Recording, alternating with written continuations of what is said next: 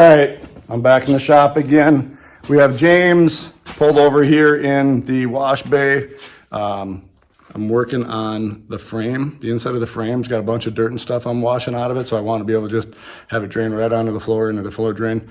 So we moved it over here. We're going to finish up the wiring. Let's hopefully we can get this done.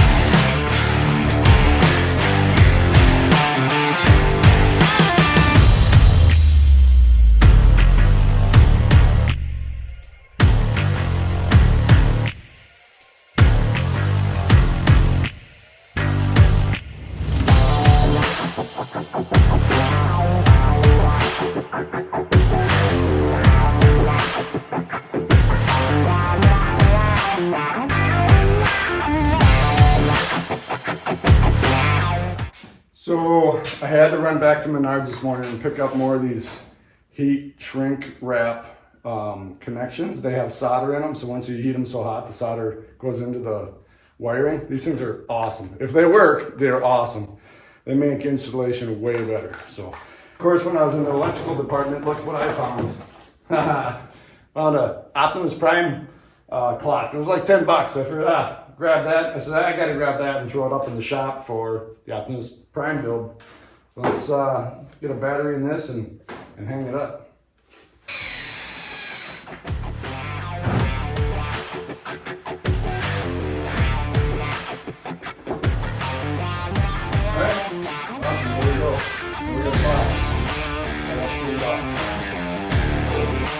Back to wiring.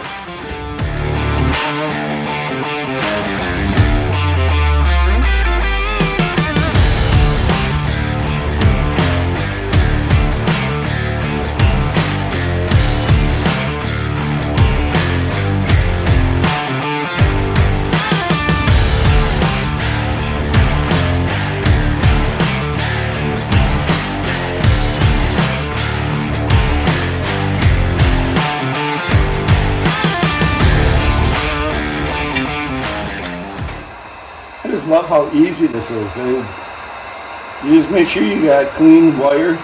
You put it on, and you heat it up, and it just, this is amazing.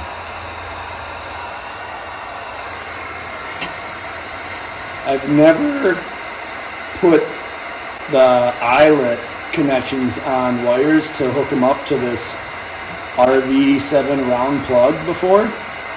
I've always just put the wire right into the terminal on the plug and hope that it stayed good. But this here, they're never gonna come out. So I'm really curious as to see how long this lasts without having to monkey with it. I mean, that's how easy it is. I just can't believe this. This is so easy. And it seems like it would work so well. It's soldered, which is the best connection you can get. You're virtually making the two wires into one. And it shrink wraps it as well. And it's quick. All right, now all I got to do is figure out what goes where, and then we're set. Got the little box up here that tells me what I've got to do or what goes where. All right, so the purple or black, purple in this case, is going to be my equal block. So that's the 12 volt power. That goes to the top left. Like that. Yeah. So that's the bottom. So the top is the top left. So the purple, normally black, will go to this one.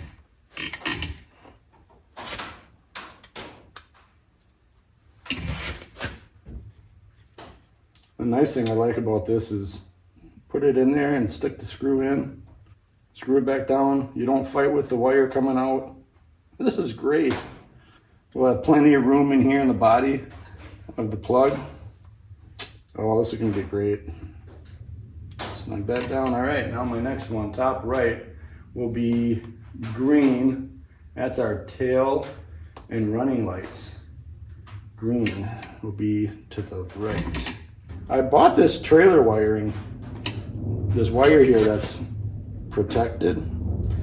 I bought it. It's specifically made for wiring trailers, and it's funny that there's no black, because everything is black for the 12 volt power going to the trailer, but they use a purple instead, which is kind of odd. At least I found it a little odd, but we just got to remember. So obviously all the wires are the same. And so as long as your gauge is the same size, it doesn't matter what wire you really use, as long as you remember what color wire you use for what here, and it transfers the same on the other end of wherever you're going. All right, next one is red, left turn and stop. That's kind of funny. The left turn and stop is on the right side of the plug, and the right turn and stop lights are on the left side of the plug. I never realized that. All right, so that's red. All right, bottom right we got is white for the ground. All right, now we got bottom left is the brake controller output, and that's gonna be blue. And now we have brown. Yep, right turn and stop light on the left. Man, I love this. Looks really nicely done. It's not a jumble mess. Nothing's gonna come out. Nothing's gonna pull out. Nothing's gonna be touching the other ones.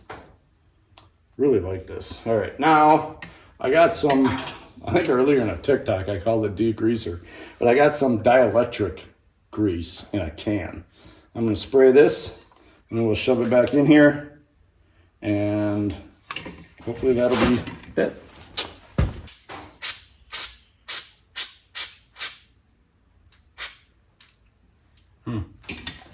That was more of a liquid than a grease.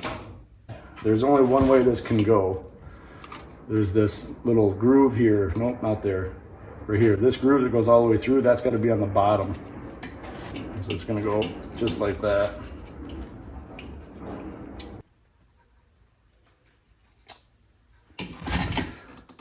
That was a fail.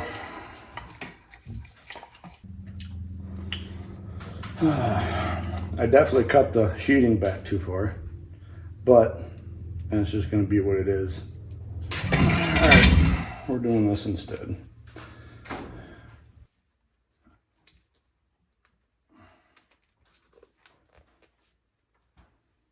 All right, time to shove 10 pounds in a 5-pound bucket.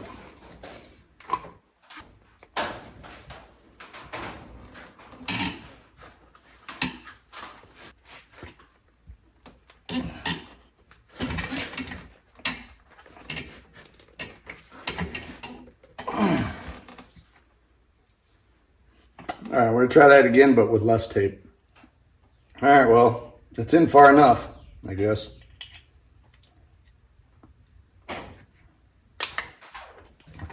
Bring it. All right, well, that goes in there like that. That'll work. All right, now let's run the line and zip tie it off.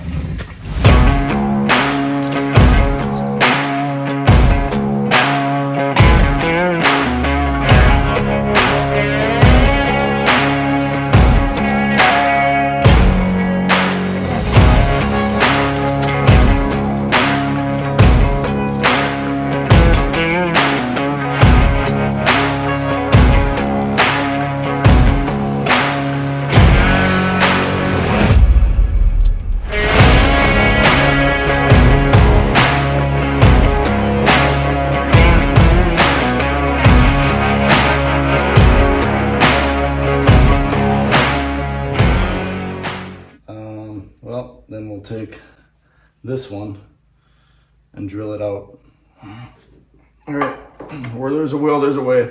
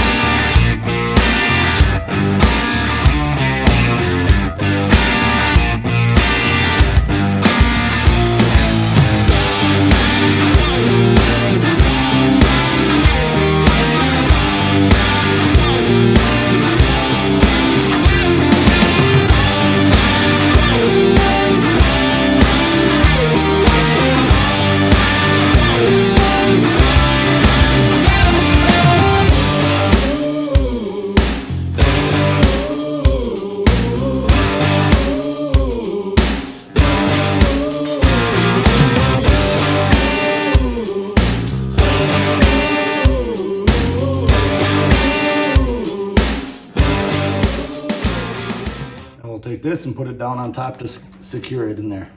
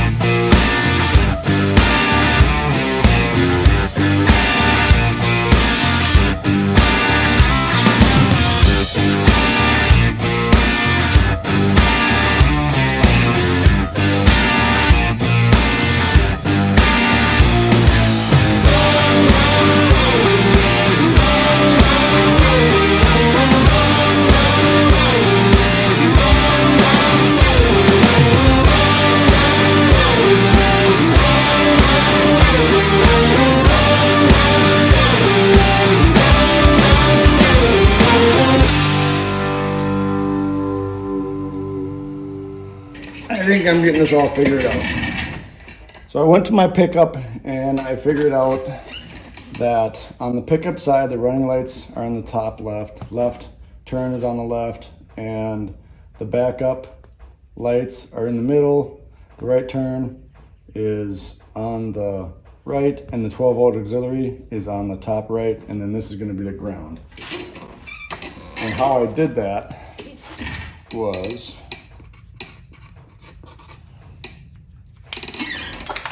I took a little 12-volt tester.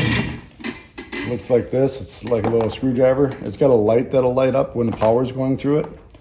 Because what I did was I took, so if you look inside the plug on the truck, it looks a lot like this. And according to the diagram I had, this was ground, so I hooked my little ground clamp onto that. I turned my left blinker on and I touched this terminal, and the little light in here would blink as if it was a blinker. Then I turned that off and I turned my right blinker on. I touched this and this would blink as if it was a blinker. And then each time you check all of them, and this is the only one that works on the right blinker. So I know that's right. And I turned the running lights on only, and I checked them all, and it was constant bright here. The light was on constant, so I knew that was the running lights.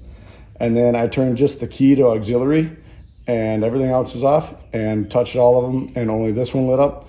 So by the process of elimination, I know, oh, and then I put my car, or my truck, turn the auxiliary on, turn the key to on, I put it in reverse, and then this one lit up, and nothing else, and not in the middle. So that leaves me, the only thing that I wasn't able to find out was the backup lights, or the, sorry, not the backup light, but the trailer brakes, which is left the middle to be the only thing. Nope, my bad. The backup lights were in the middle, the trailer lights were down here on the right.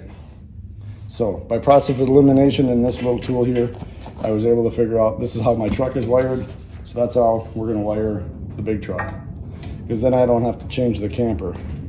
And I can always go from this truck to my pickup when I'm hauling my camper and not have to change any wiring. So that's how we're gonna do it. Okay, and that ends up, so this is all the same as how I originally drew this up and how I was gonna do it, which is what I found online. This does not match up with the box that I got online. According to the box, from the top left going all the way around, the box says this should be 12-volt auxiliary. This should be left turn. This should be brake controller. Oh, wait a minute, my bad. This is fifth wheel choice, so this is the camper side. That's why I got screwed up on that. So that's why I was backwards.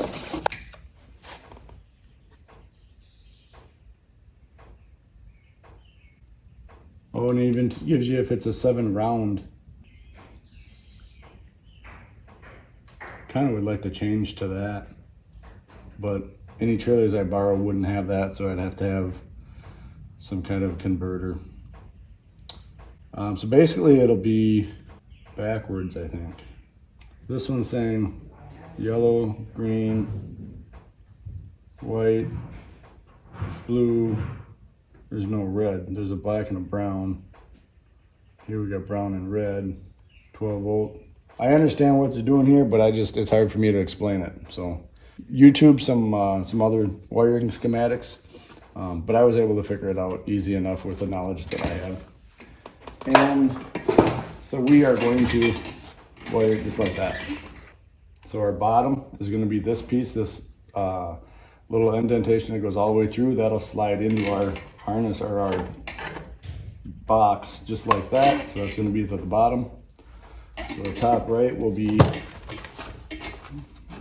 top right's going to be brown. So this one here will be red. That's going to be red. We'll start there. Then going down, we got green. Make sure we're right. And then we got blue for the trailer brakes is in the bottom right. So again, I'll check. Bottom right's gonna be this one.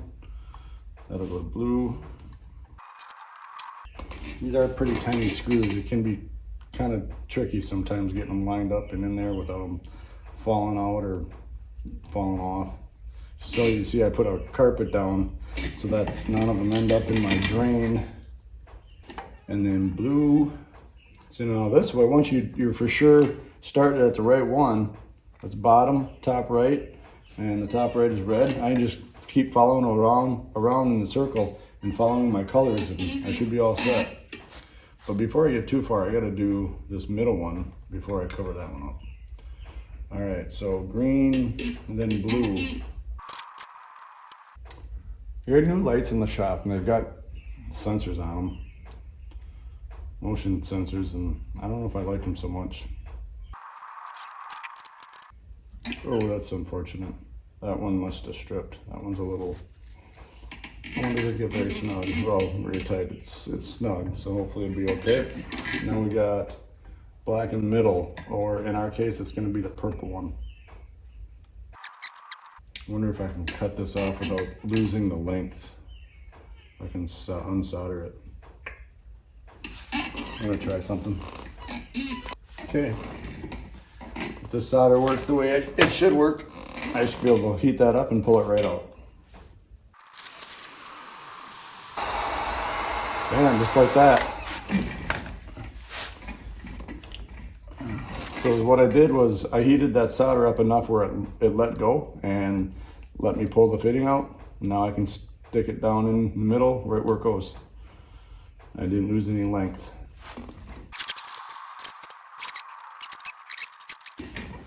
Little pegs going. This is what these look like if you ever were wondering. Just little clips, and they push up in there, just like that. Okay, now that we got our middle one, which is black or purple in our case, come around to the bottom. That's going to be the white for the ground.